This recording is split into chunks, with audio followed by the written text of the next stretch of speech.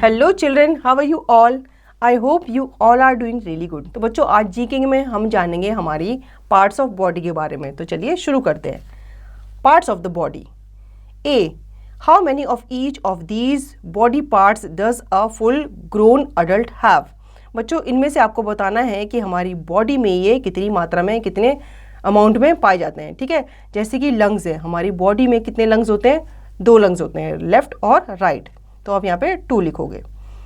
Second है liver. Liver हमारी body में एक ही होता है। ठीक है, तो आप यहाँ पे 1 लिखोगे।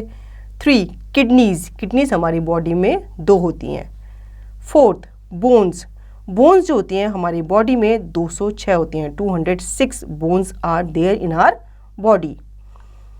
5th teeth. अब एक जो अडल्ट होता है उसकी बॉडी में, उसके माउथ में 32 टीथ पाए जाते हैं। जो छोटे बच्चे होते हैं उनके मुंह में कम टीथ होते हैं, लेकिन जो बड़े होते हैं उनके बॉडी में 32 टीथ ही होते हैं। 6 हार्ट। हार्ट सबके पास एक ही होता है, तो आप यहाँ पे 1 लिखोगे। अब हम बात करते हैं बी पार्ट की। Which part of the body is most affected by these diseases और इलनेस?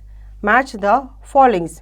बच्चों, यहाँ पे आपको डिसीजेज दी गई है और आपको उसके सामने बॉडी पार्ट्स दिए गए हैं। आपको मैच करना है कि उस डिसीज से हमारा कौन सी बॉडी पार्ट अफेक्ट होता है।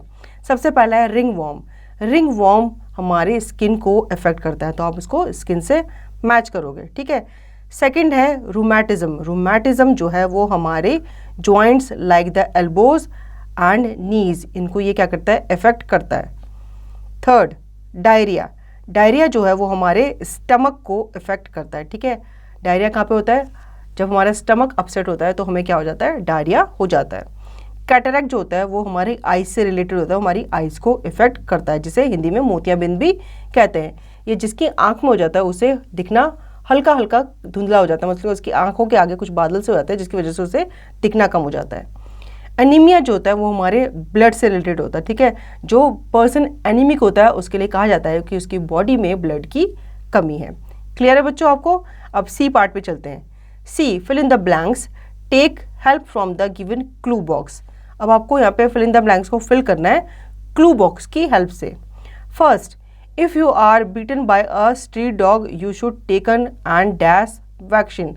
अगर आपको एक स्ट्रीट डॉग काट ले तो आपको कौन सी वैक्सीन लगानी चाहिए? आपको एंटी रेबीज़ वैक्सीन ज़रूर लगानी चाहिए। अगर आपको कोई कुत्ता काट ले तो आपको देर नहीं करनी चाहिए, आपको डॉक्टर के पास जाना चाहिए और वैक्सीन ज़रूर लगानी चाहिए। Second, A doctor holds your wrist for 1 minute to count your dash rate। बच्चों, जब आप बीमार पड़ते हो तो आप डॉक्टर के पास जाते हो। डॉक्टर क्या करता है? आपके रिस्ट को प्रेस करके यहाँ पे कुछ वो फील करता है, तो वो क्या करता है? वो आपकी पल्स रेट को चेक करता है। तो आप यहाँ पे क्या लिखोगे?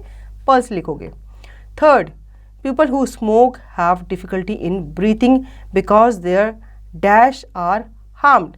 बच्चों, जब हम स्मोक करते हैं या कोई आदमी स्मोक करता है तो उसके क्या हार्म होते हैं? मतलब उसके लंग्स को वो क्या करता है? इफेक्ट करता है, क्योंकि हम सांस किससे लेते हैं? अपने लंग्स से लेते हैं। ठीक है, अगर हम स्मोक करेंगे तो उसका धुआं कहाँ जाएगा? हमारे लंग्स में जाएगा, और वो हमारे लंग्स को क्या करेगा? इफेक्ट करेगा। इसीलिए बोला जाता है कि स्मोकिंग क्या है? हेल्थ के लिए इंजूरियस मानी जाती है।